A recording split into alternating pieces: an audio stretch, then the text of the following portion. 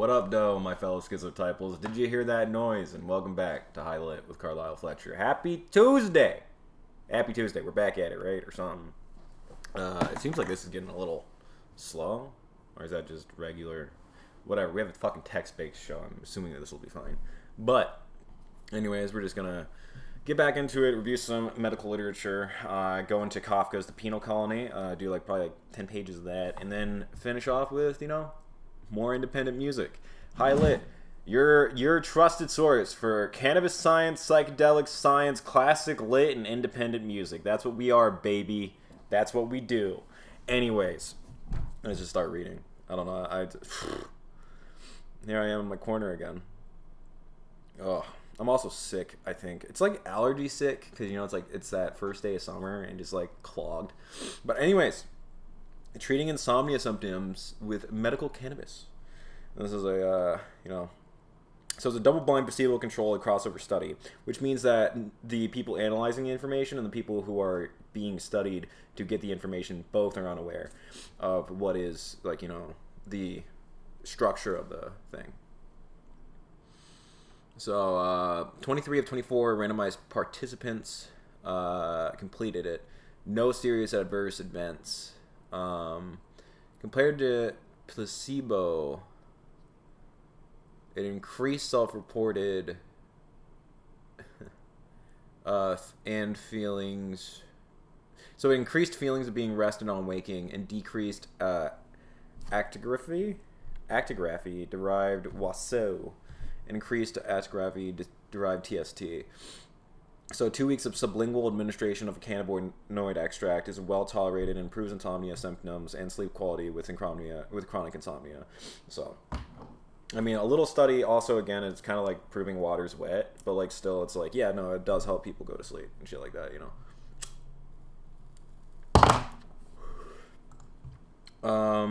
So next, fascinating. I wish that let's see if they do have a full version of this. I don't think so.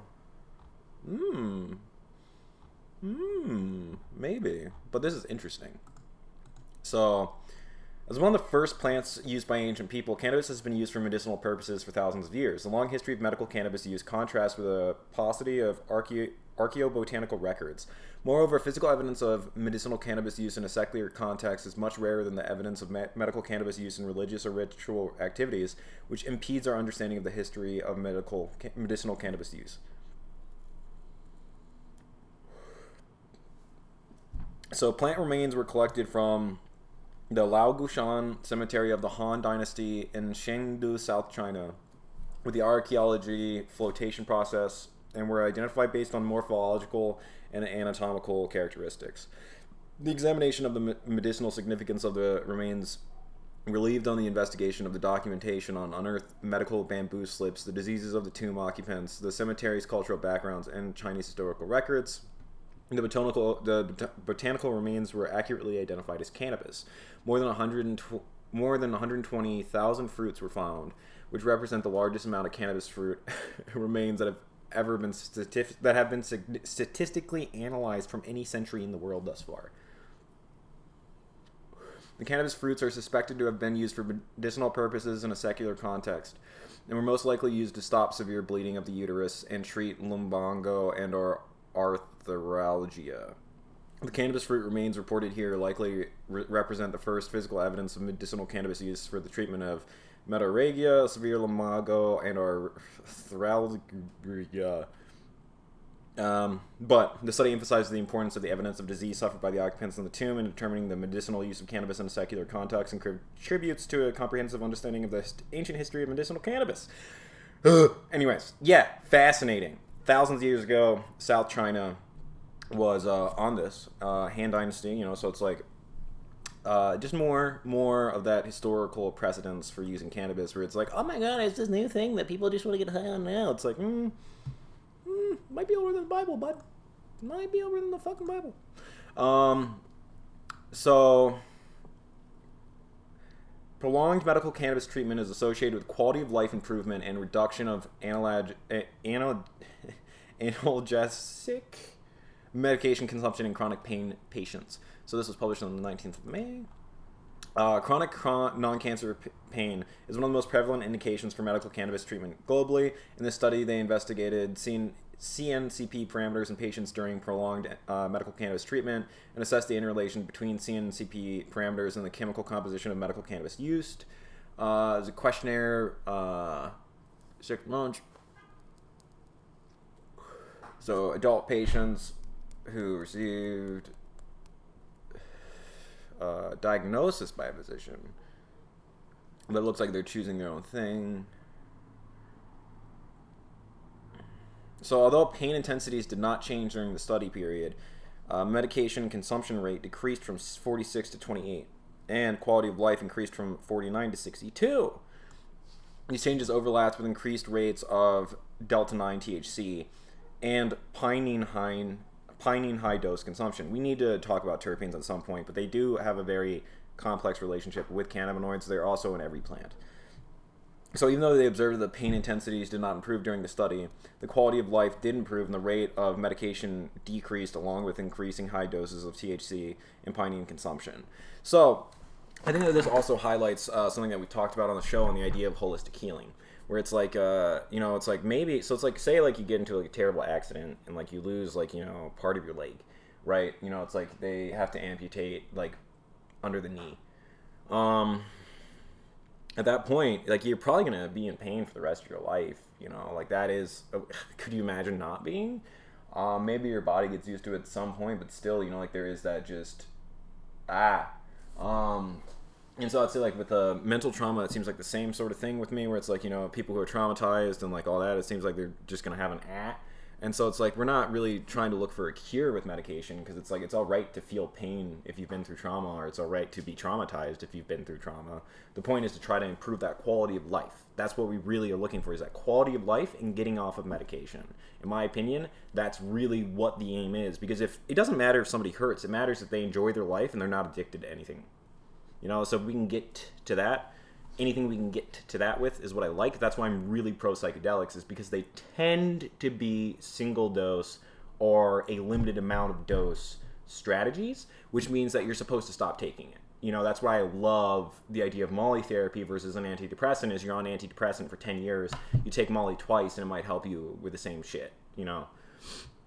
I'm really for that low amount of treatment, low treatment, I don't want to exactly say that, but the less treatments with the more effectiveness, the better. All right, this one seems a little, I actually have to read that one before I just dive in.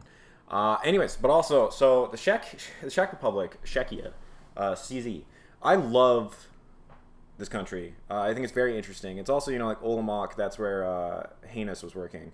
And it just, also just look at that fucking city. God damn. I wish that we could just build some shit like that in Detroit. What the fuck? We got so many empty, like McGraw Junction is just like fucking empty as shit. You got like 9 motherfucking fields over there. Like you just make that, just that, right there. Just make that. That's a 9x9. That's 3 lots by 3 lots. You could just, anyways. Point is, that this was like this month, but earlier, they amended their weed laws. Now they can't export it, which is funny. But now they have extracts coming in. They got electronic prescription, and hemp is now allowed to have 1% THC. So just future big win for advocates, and it's cool, it's great, but what I'm really interested in is I just think it's an underrated country, because Czechia has a lower population than Ohio, I'm pretty sure, and lower land, so it's like people don't understand how small the countries are in Europe, but at the same time, since 2010, it had no criminal offense to possess or use personal amounts of any drug. So since 2010, they've been like, we're not arresting people for drugs. And like, as anyone who knows me, anybody who's familiar with the show, anybody who knows who I am as an advocate, that is me. That is me. Do not arrest anybody for any sort of drug crime, any sort of drug charge. I do not, unless it's torture, Like, okay, if somebody's like drugging somebody and torturing them, yeah, that's different. But past that, if it's just possession or even like light trafficking or like anything like that, I, as an advocate, think we should repeal all laws and offer amnesty to everybody who got caught up in the drug war. I don't believe you don't criminalize addicts for using drugs. You don't. I wouldn't say you criminalize any aspect of this. You look at the factors which are pushing people into this, where it's like you have a failing education system brought to us by the state. You have a collapse of the job market. You have these highway-built cities where there's no community and nobody can walk around. And you have like all these things that are literally isolating people, taking away their agency, taking away their skills, taking away their purpose, taking away their meaning, taking away their religion. And then they become addicted to drugs. And then you're like, well, let's put them in prison. What? How the fuck do you expect that to make anything better? How the fuck do you expect that to be? That just literally has to be a for-profit model. The only reason you would do that is because it's a for-profit model. But yeah, so they had that since 2010. So like that's why I'm just like CZ, geez, like I pledge allegiance to the Czech Republic for not attacking human beings for their flaws. Like, good job. But I just like I don't even know how we could advocate for that federally. Like I guess yeah, we could just decrim drugs federally like Portland did. But the problem is that we just don't have a Czechia. You'd have to do that in Ohio. You'd have to do that in Washington. You'd have to do that in Oklahoma. Like you'd have to start off in like one of these smaller states, I think, and then roll it out into something larger. But like I also just don't think America's really we have to get a little bit more education on moderation, I think. Kinda. We can't even we've legalized weed and we're still fucking struggling with that. We have addicts. So it's been legally accessible medical cannabis since 2013. I think Michigan was 2011. However, access to legally prescribed products did not gain traction until 2018 and has grown exponentially since then. Recent legislation since 2020, meaning that 90% of the cost of medical cannabis must be covered by insurance agencies for up to 30 grams per month. So that's saying, 90% of your ounce, you get 1 ounce a month, and 90% of that is covered must be covered by your insurance agency. And like, what? Dude, like, I don't know. Like, I understand that it's like everybody's like, well, Europe's so far left and America's so far right. But like at the same time, I don't really consider the Czech Republic to be like incredibly progressive. I consider them kind of center left. Maybe I'm wrong, but just from like my knowledge of the country and like a general knowledge of people who live there, it seems like it's a very work-oriented, stable culture that emphasizes acceptance of alternative things like cannabis, like homosexuality, like just those sorts of things. So it's like it seems like it's a moderately liberal country, and yet still 90% of their cannabis is covered per month, must be by their insurance agencies. That's just like how do you get such bargaining power? How do you do that? We just let everybody fuck us. We let the insurance agencies make money off of us, and then everybody else make money off of us. And it's just, what? I don't know. Sorry. Okay. I'm not going to just rant about it because I don't want to come off as either an angry American or ignorant. But still. So yeah, they doubled it. They doubled it in 2021 because it's like, yeah, dude, like it's like they're doing things that make this sort of lifestyle easier. They're rewarding people for trying out something that's going to make it, like as the other stuff that we've seen on the show, less likely to develop alcoholism, more likely to kick hard drugs, and all those sorts of things, So it's like you're investing in cannabis to actually wage the drug war, because cannabis has not been shown to be a gateway drug, but abuse has, but being a victim of rape has, but poverty has, but alcohol has. I don't it's like we got bigger fish to fry than weed, and emphasize in like making it easier for people who want to use weed to live this lifestyle. I think is obviously going to benefit them. There's a reason why everybody's like, oh my god, I want to move to Denmark. Oh my god, it's like it's because they care. like even like it doesn't matter. I mean, I guess yeah, it is just that Europe has more of a like history of like liberal thought, I guess, because like Portugal even, which I wouldn't even consider the most liberal place in the world, but like decriminalized drugs across the fucking board, and it's just like I don't know. Obviously, very proud of Ann Arbor, because in Ann Arbor, there's a decriminalized mushrooms and things like that, and like working on that conversation and trying to make America move forward on these things. But it is just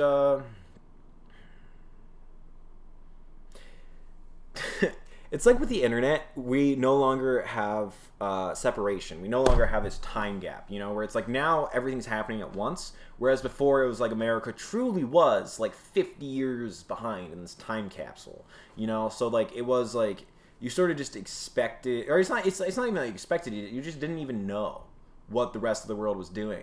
But now that we have instantaneous second-to-second communication across the globe, it's like you can just look at how other governments function, and you can just look at America and you can just be like,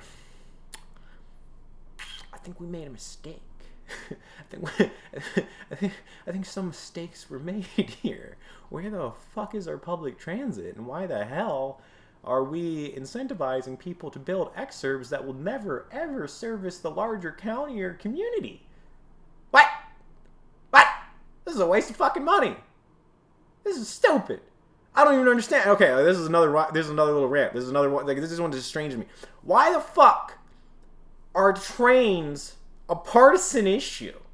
Why is this a partisan issue? So it's like, I understand that it's like, oh my god, progressives are the only people who care about the working class. Whatever. Okay, if you think that that's the only thing, like I don't understand why you wouldn't care about the working class, no matter where you are on the spectrum. But just thinking about trains, right? So it's like you have a thing you want to conserve, right? So it's like you have like a small town, you have like a city, you want to develop it healthily. If you have a highway, and then you can put like 40 minutes between downtown and like a settlement, But meanwhile, if you have like a train, then you have something that has stops on that highway that aren't like exits. It's just like a station, which then in itself becomes like a center to like build out of. And like this is how streetcar suburbs function, and it preserves this like. It preserves the character of that urban area, So like the idea that anybody would want to put highways through these things, no matter how the people who live there look, no matter if they're poor, no matter whatever else, I don't see how it benefits anybody on any aisle to be anti-public transit, to be pro the destruction of traditional urban the destruction of traditional urban structures, where it's just like, this is how you build a healthy city. And we're like, but what if we didn't do that?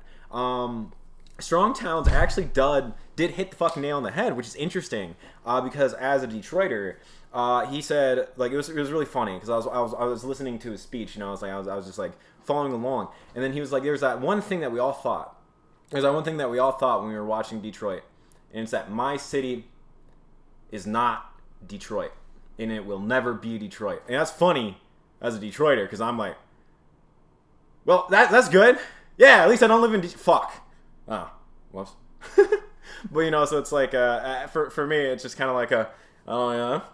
But his point is that everybody thinks that what happened here couldn't happen there, couldn't happen wherever anybody else is. But the thing about it is, so when you look at Detroit, you see this boom town, right? You have this French settlement that then was just incorporated into America through its development, and then you see the motor industry really pick up in Detroit, and you see this explosion of wealth, and it becomes the most wealthy city in the world for like a couple, I think it's like 2 decades or something, but still it is incredibly successful. And then you see the development of the highways, because at first it was the streetcar suburbs, at first it was just the city making money, but then you have the automobile industry. Everybody has a car, and they make highways. And these highways allow for people to get further and further out. Because originally, you have downtown Detroit, right?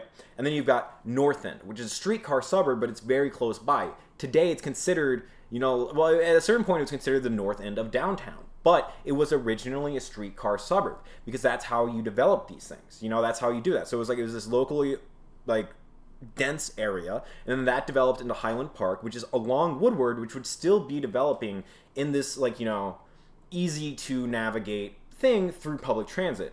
But then you repave Woodward, you make it into a highway, and then you make several highways alongside that to support that, because it is M1, it was the first highway, but then it was the first, like, mile of paved highway in the nation. And then there was also the first underpass intersection on 8 Mile and Woodward, which is, like, you know, the pass between from Detroit into Ferndale. And, like, there's this massive public infrastructure. And the most beautiful things that are still well-ish maintained in the city are the highway systems, where they're like these marvelous, like, fucking, you feel like you're in, like, one of those marble contractions. Like, you know, like a Resident Evil Village with that, like, thing that you turn around that Felix couldn't fucking do? It's like that sort of thing where you just, you know, it's like that's where it is. And it's just like you're driving through this part of the world where it's like it's literally these dug out just trenches that go straight through neighborhoods and separate everybody into these plateaus. It's like the most similar to, like, the Southwest, you know, where it's like you go and there's, like, literal plateaus where it's like here's a plateau, here's a fucking valley, and then there's a plateau over there. That's what the neighborhoods feel like in Detroit, because they dug up these highways which feel like moats almost. And then they kept doing that. And then it was like, you know, so instead of being in North End, instead of being in Dearborn, then Ford moved his people to Redford. You know, and Redford is now mostly, I don't know if mostly, but a lot of it is incorporated into Detroit. You know, so, like, eventually over time it is incorporated into Detroit. But at first it was just, you know, Ford moving his mobile workers all over the city, further and further out, and, like, because Redford is to this day the limits of Detroit. Once you're out of Redford, there is not, you're in the suburbs. But then it was like Redford, then it was Dearborn, then it was further out, and now you have, like, Pontiac, Macomb, and, like, downriver, and you have this entirely, like, spread out metro of, like, I think, like, 4 million people or something, and only 680,000-ish live in the city. And that's because you have this exurb development where all of the wealth is mobilized, and then the people who are paying them shift where they live. Because, like, after, I think it was the 1960s or the 1940s, after that, like, 25 new auto plants were built in Southeast Michigan outside of Detroit. All of them outside of Detroit, which means that people will move out of the city into the exurbs. And then you have these exurbs developments, which to this day is one of the top 10 richest regions of the world. So it's not like the money left. It's not like these people left. Yes, you know, like white flight, people leave the city, but they stay in the region because this is their home, you know? So it's like they're still here. They're just in these exurbs that will never, ever possibly be urban development, because there's no way to go into them. Meanwhile, every single place that I've lived was previously a suburb a century ago. Now it's firmly within the city core, but that's how cities work. You have the castle, you have the downtown where the king lives, that's where all the royals are, and then you have the little shanty town, that's the suburb, because it's the wooden buildings that they build around the stone buildings. Like, this is how a city develops. You have that stone fucking massive thing that's hoarding gold, and then that's like that's the founding point, that's the central point. And then you have the wooden structures leaning up against that outside that goes on for miles. And then slowly over time, that wood is replaced with more and more stone as downtown grows. And also the, like, suburbs do as well. But that's the natural way of things. Exurbs can never be developed. They're car-dependent suburbs that have no businesses and have no infrastructure that makes it easily navigable. They're hopeless. They have no future. They had the most amount of value when they were built. They will not go up. So that's the Detroitification process. And yes, every single other city is doing that. That is what you're seeing when it's like the downtown's getting richer, the exurbs are getting richer, and then that, like, inner city and, like, some suburbs are being really left behind. You know, where it's like, it's that we're not investing in the infrastructure or the urban element of the country. So then that is completely defunct. And the only things that are functional are these large corporations and private settlements, which is not a way to have a country, to have a community, to have a state at all. That's just not how you get people to communicate or have a society. You know, so, whew. Yeah, I got that out. Okay. Anyways, yep. So that's bitching about the infrastructure in Detroit and how it's gonna. I don't know. We're moving on. We're doing Kafka now. Anyways, so in the penal colony by my boy Franz Kafka. Here's this boy. He's Canadian. Assuming I can use this. If not, yell at me and I'll mute it or something, or take it down. I don't know how to. I should probably try to reach out to translators too. I don't know how do you. I need like a secretary or something. I don't fucking know. It's a peculiar apparatus. So the officer to the traveler, gazing with a certain admiration at the device, which he was of course thoroughly familiar. It appeared that the traveler had responded to the invitation of the commandment only out of politeness, when he had asked to attend the execution of a soldier condemned for disobeying and insulting his superior.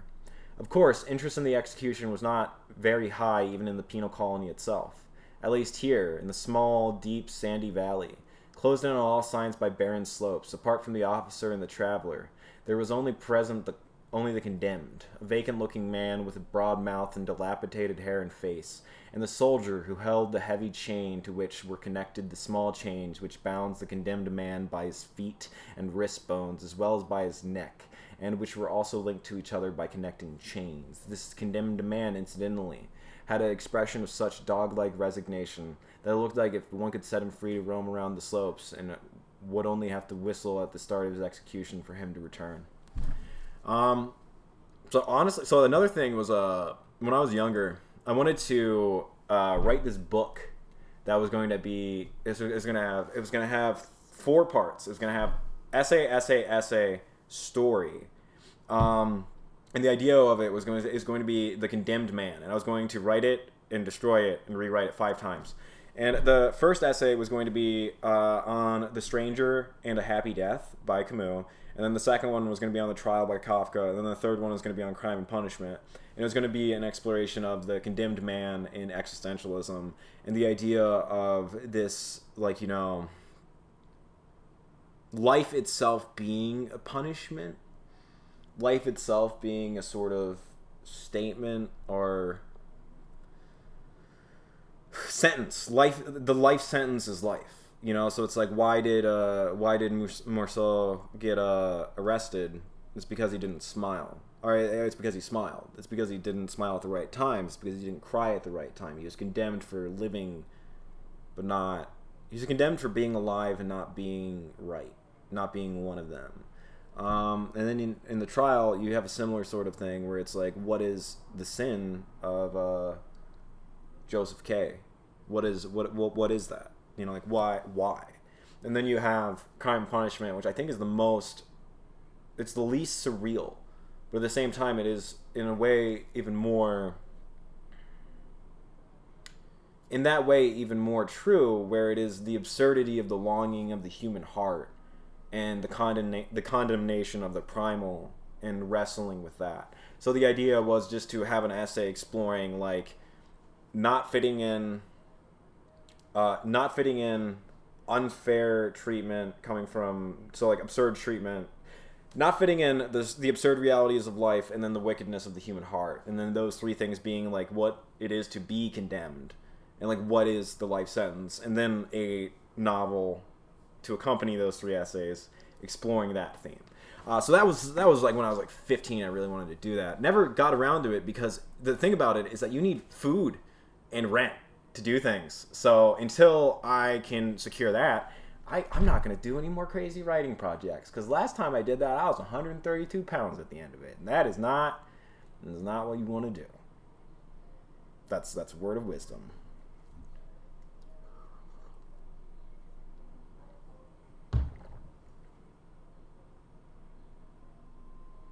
Who is playing music that loud? I don't know. It's fucking Detroit. The traveler had little interest in the apparatus and walked back and forth behind this condemned man, almost visibly indifferent, while the officer took care of the final preparations. Sometimes he crawled under the apparatus, which was built into the earth, and sometimes he climbed up a ladder to inspect the parts. These were really jobs which could have been left to a mechanic, but the officer carried them out with great enthusiasm. Maybe because he was particularly fond of this apparatus, or maybe because there is some other reason why one could not trust the work to anyone else. "It's all ready now," he finally cried, and climbed back down the ladder. He was unusually tired, breathing with his mouth wide open, and he had pushed two fine ladies' handkerchiefs under the collar of his uniform. "These uniforms are really too heavy for the tropics," the traveler said, instead of asking some question about the apparatus, as the officer had expected. "That's true," said the officer. He washed the oil and grease from his dirty hands in a bucket of water standing ready. "But they mean home, and we don't want to lose our homeland." "Now have a look at this apparatus," he added immediately, drying his hands with a towel and pointing to the device. "Up to this point, I had to do some work by hand, but from now on, the apparatus should work entirely on its own."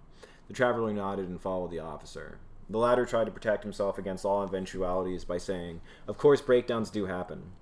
I really hope none will occur today, but we must be prepared for it. The apparatus is supposed to keep going for 12 hours without interruption, but if any breakdowns do occur, they'll only be very, very minor, and we'll deal with them right away." Wewy. How did I even fuck that up? Wewy minor. "Don't you want to sit down?" he asked finally, as he pulled out the chair from a pile of cane chairs and offered it to the traveler. The latter could not refuse. He sat on the edge of the pit, into which he cast a fleeting glance. It was not very deep. On one side of the hole, the piled earth was heaped up onto a wall. On the other side stood the apparatus. "I don't know," the officer said, "whether the commandant has already explained the apparatus to you." The traveler made a vague gesture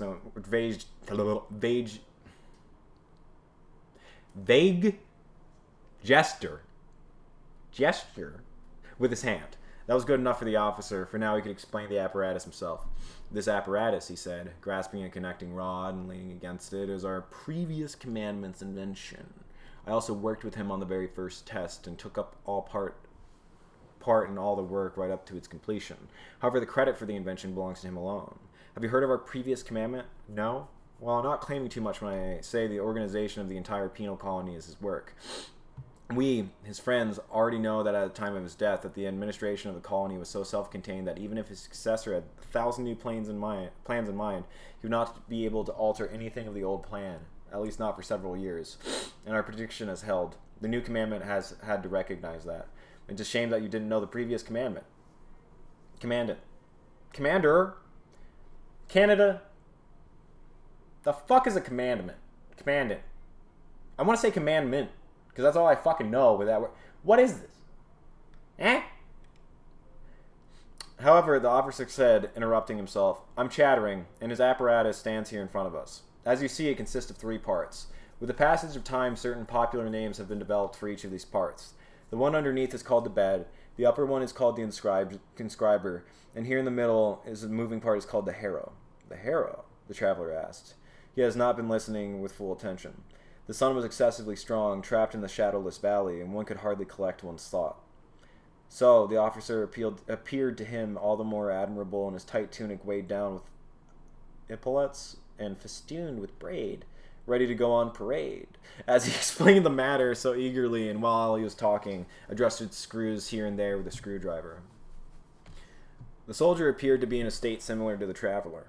He had wound the condemned man's chain around both his wrists and was supporting himself with his hand on his weapon, letting his head hang backwards, not bothering about anything. The traveler was not surprised at that, for the officer spoke French, and clearly neither the soldier nor the condemned man understood the language.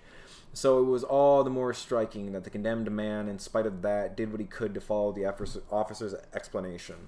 With a sort of sleepy persistence, he kept directing his gaze to the place where the officer had just pointed, and when a question from the traveler interrupted the officer, the condemned man looked at the traveler too, just as the officer was doing. "Yes, the harrow," said the officer. "The name fits. The needles are arranged as in a harrow, and the whole thing is driven like a harrow, although it stays in one place and is, in principle, much more artistic. You'll understand in a moment. The condemned is laid out here on the bed. First, I'll describe the apparatus and only then let the procedure go to work. That way you'll be able to follow it better. Also, a sprocket in the inscriber is excessively worn. It really squeaks. And when it's in motion, one can hardly make oneself understood. Unfortunately, replacement parts are difficult to come by in this place, so here's the bed, as I said. The whole thing is completely covered with a layer of cotton wool, the purpose of which you'll make out in a moment. The condemned man is laid out on his stomach in the cotton wool, naked of course. There are straps for the hands here, for the feet here, and for the throat here to tie him in securely. At the head of the bed here, where the man and I have mentioned the first lies face down, is this small protruding lump of felt, which can easily be adjusted so that it presses right into the man's mouth. Its purpose is to prevent him screaming and biting his tongue into pieces. Of course, the man has to let the felt in his mouth, otherwise the straps around his throat will break his neck. That's cotton wool? Asked the traveler and bent down. Yes, it is, said the officer, smiling. Feel it for yourself.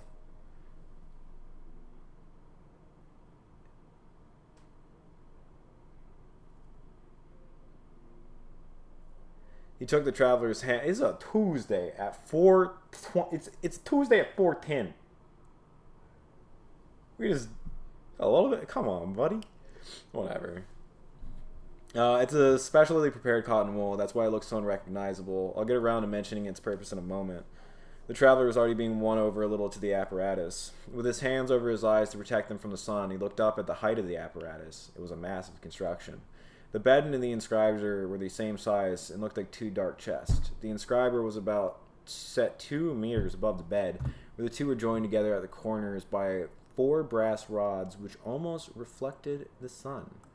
The harrow hung between the chest on a band of steel. The officer had hardly noticed the earlier indifference to the traveler, but he did now have a sense of the latter's interest was being aroused for the first time. So he paused in his explanation in order to allow the traveler time to observe the apparatus undisturbed. The condemned man imitated the traveler, but since he could not push his hand over his eyes, he blinked upwards with his eyes uncovered. So now the man is laying down, said the traveler. He leaned back in his chair and crossed his legs. Yes, said the officer, pushing his cap back a little and running his hands over his hot face. Now listen. Both the bed and the inscriber have their own electric batteries. The bed needs them for itself and the inscriber for the harrow. As soon as the man is strapped in securely, the bed is set in motion. It quivers with tiny, very rapid oscillations from side to side and up and down simultaneously. You have seen very similar devices in mental hospitals. Only with our bed, all movements are precisely calibrated, for they must be meticulously coordinated with the movements of the harrow. But it's the harrow that has the job of actually carrying out the sentence. What is the sentence? The traveler asked. You don't even know that? Asked the officer in astonishment and bit his lip. Forgive me if my explanations are perhaps confused. I really do beg your pardon. Previously it was the commandant's habit to provide such explanations, but the new commandant has excused himself for this honorable duty. The fact that it was such an eminent visitor, the traveler tried to deflect the honor with both hands, but the officer insisted on the expression that with such an eminent visitor he didn't even once make him aware of the form of our sentencing, is yet again something new, which he had a curse on his lips, but he controlled himself and said merely, I was not informed about it. It's not my fault. In any case, I am certainly the person best able to explain our style of sentencing, for here I am carrying, he patted his breast pocket, the relevant diagrams drawn by the previous commandant. Diagrams made by the commandant himself? Asked the traveler. Then was he his own person a combination of anything? Was he soldier, judge, engineer, chemist, and draftsman? He was indeed, said the officer, nodding his head with a fixed and thoughtful expression. Then he looked at his hands, examining them. They didn't seem to him clean enough to handle the diagrams. So he went to the bucket and washed them again. Then he pulled out a small leather folder and said, Our sentence does not sound severe. The law which a condemned man has violated is inscribed on his body with the harrow. The condemned man, for example, and the officer pointed to the man, will have on his body, honor your superiors. Will have inscribed on his body, honor your superiors. Honor your superiors. The traveler had a quick look at the man. When the officer was pointing out at them, the man kept his head down and appeared to be directing all his energy into listening in order to learn something. But the movements of his thick, pouting lips showed clearly that he was incapable of understanding anything. The traveler wanted to raise various questions, but after looking at the condemned man, he merely asked, Does he know his sentence? No, said the officer. He wished to get on with his own explanation right away, but the traveler interrupted him. He doesn't know his own sentence? No, said the officer once more. Then he paused for a moment. as if he was asking the traveler for a more detailed response for his question, and said it would be useless to give him that information. He experiences it on his own body. The traveler really wanted to keep quiet at this point, but he felt how the condemned man was gazing at him. He seemed to be asking whether he could approve of the process the officer... He seemed to be asking whether he could approve of the process the officer had described. So the traveler, who had been up to this point leaning back, bent forward again and kept up his questions. But does he nonetheless have some general idea that he's being condemned? Not that either, said the officer, and he smiled at the traveler as if he was waiting for some strange revelations from him. No? Said the traveler, wiping his forehead. Then does the man also not yet know that how his defense was received? He had no opportunity to defend himself, said the officer, and looked away, as if he was talking to himself and wished not to embarrass the traveler with an explanations of matters so self-evident to him. But he must have had a chance to defend himself, said the traveler, and stood up from his chair. Okay. 40 minutes. All right, let's try to get under hour 10 today. So we're gonna pause it up there. I'll be back. Don't worry, Daddy will be back. Daddy will be back with your little bedtime story. We're going to be fine. Don't forget about you. Oh, no. Anyways, we're going back to Droughts. This has 286 views and 2 likes. This is fucking criminal. This is fucking criminal. Please show this some support. Please just give it a like. Give it a comment. Hey, you know what? Matter of fact. Good. Oh, no, that's way too aggressive. Good job on the track. Love you, and thanks for uploading. See? I made the lamest comment. Now it's your turn. I'll subscribe to Mountain Name, eh? Mountain Name. Fuck it. Anyways. Droughts. This is older shit of theirs, 2012. I have a problem. That is my favorite era of music a little bit. Yeah, Chicago, great band. Had them on the show before. As just like I feature their music a lot. Fuck yeah, check them out.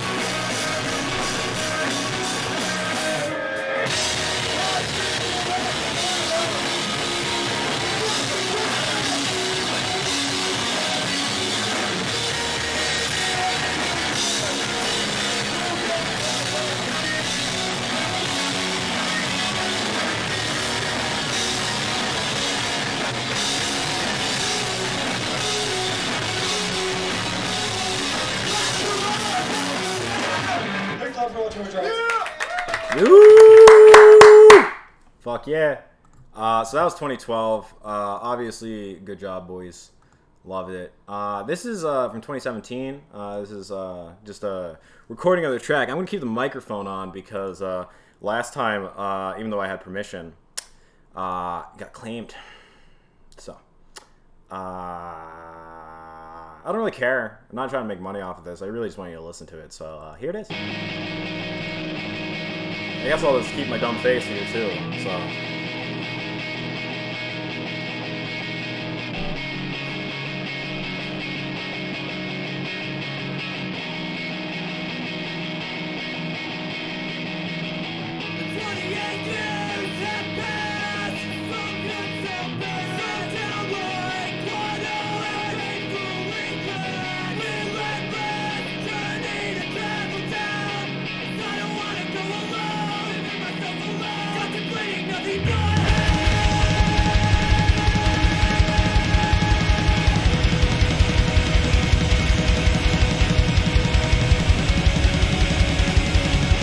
It is the home genre.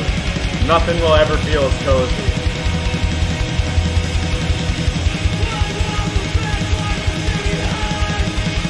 Shouts out Skeletal Lightning.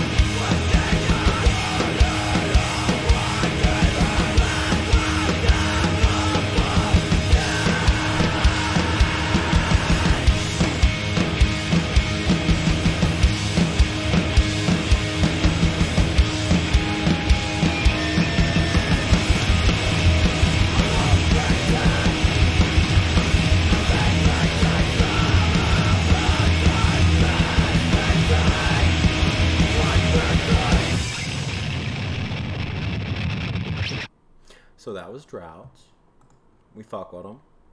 And here's Stars Hollow. These guys are from Des Moines, Iowa. And we fuck with them as well. Also got their permission. Check them out. This one has more attention. This one I got more attention too. That other one's just criminally underrated. But this, give it more attention too. Love them. They got...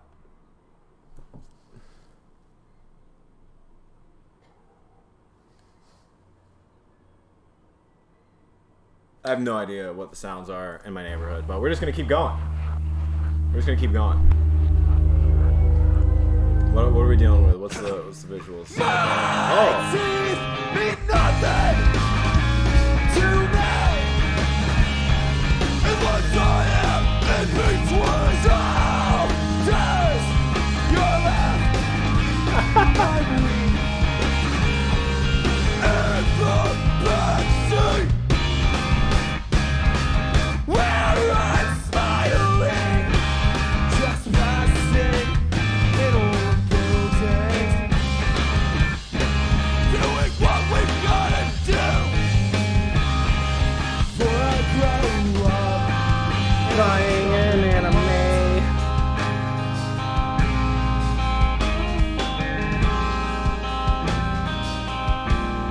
That's all. That wasn't right. It's Bury Me in Anime.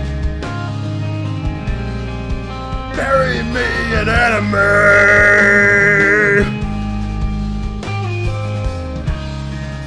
It's the only fitting grave.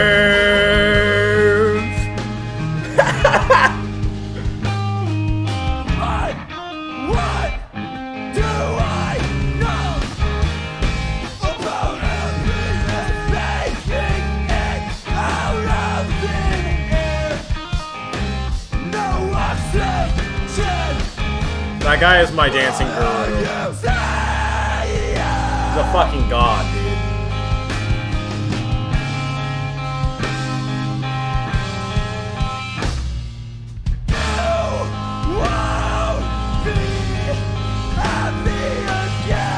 You can't get a more dudes rock band.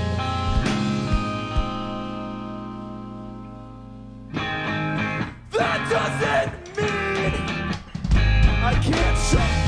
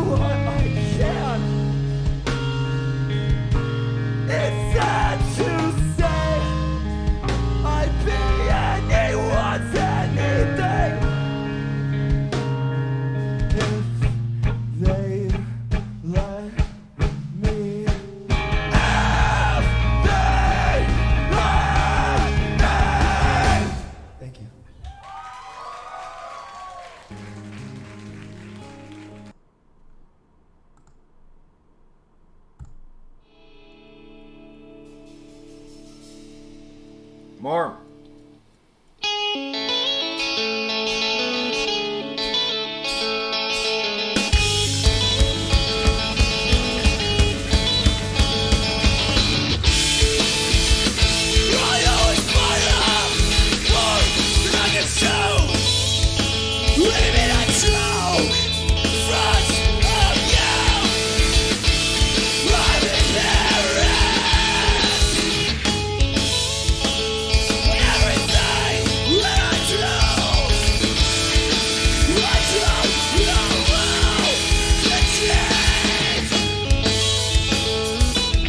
That is the official black and red plaid top.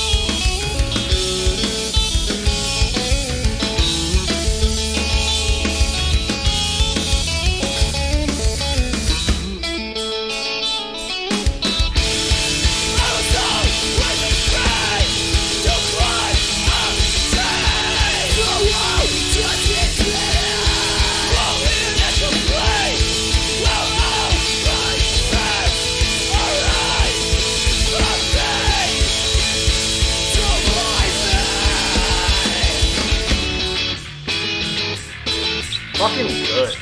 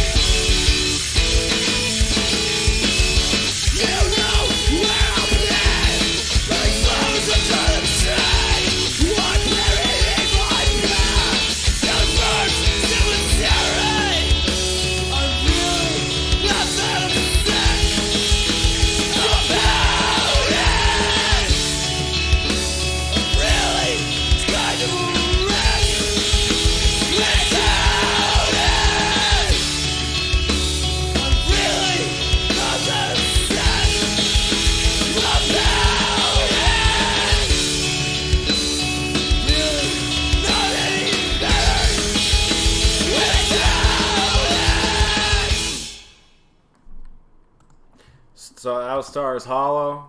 That was that, guys, just incredible job, incredible work. Fucking Droughts and Stars Hollow. Just thank you guys, Dankeschön for arigato for holding down the fucking fort. Gracias. I don't fucking know how many other ways I know how to say thank you. Mercy. Shalom. I think.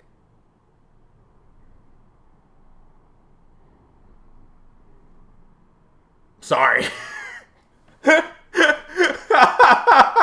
was dead air. But yeah, I got like 5 versions of thank you.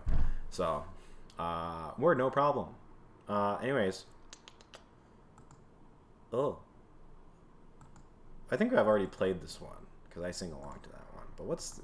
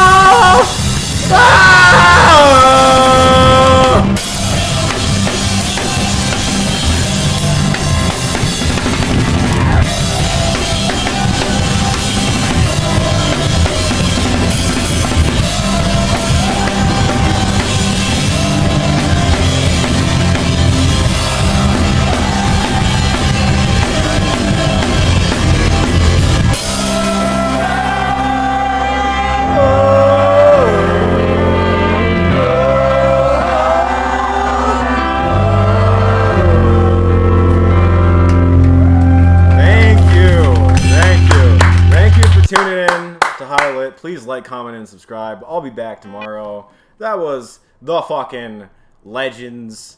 Midwest Pen Pals. Of course, you know me. I'm a fucking Jack fanboy. But thank you for tuning in on Tuesday. Yes, I think that's it. I think that's it. I think we're wrapping up.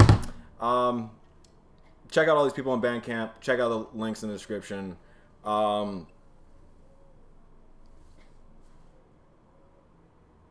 Also enjoy the ambient mariachi music. Oh. Yeah, I'll be back tomorrow. Anyways, see ya. Thank you. Love you.